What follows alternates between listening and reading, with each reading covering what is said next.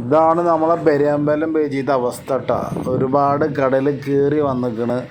നമ്മളങ്ങ് ബീച്ചിൽ നിന്ന് ആ ലെഫ്റ്റിക്കുള്ള റോഡ് നേരെ പോകുന്നുണ്ടല്ലോ, ആ റോഡിലൊക്കെ ഫുള്ളും മണൽ കയറിയിട്ട് ഇവിടുന്ന് അവസാനിച്ചിരിക്കണ്. പിന്നെ അങ്ങോട്ട് പോകാൻ പറ്റില്ല. ഈ ലെഫ്റ്റ് വഴിയില്ല, ഇവിടെ ഒരു എന്താ പറയുക, നേരെ അങ്ങോട്ടൊരു ഡയറക്റ്റൊരു വഴി ഉണ്ടായിരുന്നു. ആ വഴിയിലൊക്കെ ഫുള്ളും മണൽ കയറി നിറഞ്ഞേക്കണ്. അപ്പോൾ ഇതാ ഇത്രേ കടകൾ തന്നെ ഉള്ളൂ. ഒരു ഐസ്ക്രീമിൻ്റെ ഷോപ്പും ഉണ്ട്. ഏറെ 2-3 ഷോപ്പ് തന്നെ ഉള്ളു ഇവിടെ. പിന്നെ പിന്നെ 2-3 ആൾക്കാർ തന്നെ ഉള്ളു. അല്ലാണ്ട് ആളുകളൊന്നും ഇല്ല. പിന്നെ കുറേ കടകളൊക്കെ ഉണ്ട്, ചെറിയ കടകൾ. അതൊക്കെ അടവാണ്. കാരണം മണൽ കയറിയിട്ട് ആളുകളൊന്നും ഇല്ല. കടലാക്രമണത്തിൽ കുറച്ച് പ്രശ്നം വന്നിരിക്കണം അവിടെ. അപ്പം അതിൻ്റെ ഒരു ഇതാണ് ഇപ്പോൾ ഈ കാണുന്നത്. നല്ല തിരക്ക് വന്നടിക്കുന്നുണ്ട്. ആരും കടലിലില്ല.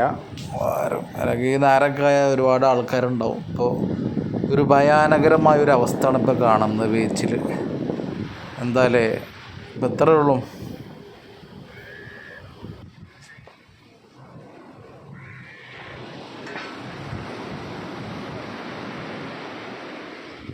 ഇതാണ് ആ റോഡ്. ഇത് നമ്മൾ നേരെ പോയിട്ട് പിന്നെ അവിടെ നിന്നാണ്ട് ലെഫ്റ്റേക്ക് വീണ്ടും തിരിയണ ആ റോഡാണ്. ഇവിടെയൊക്കെ മണൽ കയറിയിട്ട് ഫുള്ള് മണലായിരിക്കണം. ഒരു രക്ഷയില്ല, വണ്ടികൾക്കൊന്നും പോകാൻ പറ്റില്ല. കണ്ട, അത്യാവശ്യം കടലുണ്ട് കയറി വന്നിരിക്കണം. റോഡൊക്കെ മൂടി. ഇതാണ് ഇതിൻ്റെ അവസ്ഥ. കണ്ട, അവിടെ നിന്ന് നേരെ വരുന്ന ആ റോഡ്, മനസ്സിലായ? ഇതാണ് ഇപ്പോഴത്തെ പെരിയമ്പലം ബീച്ചിൻ്റെ അവസ്ഥ. ചെറിയ ഷോപ്പുകളൊക്കെ കെട്ടിപ്പൂട്ടി പോയിരിക്കണം. പക്ഷെ ആളുകളില്ല.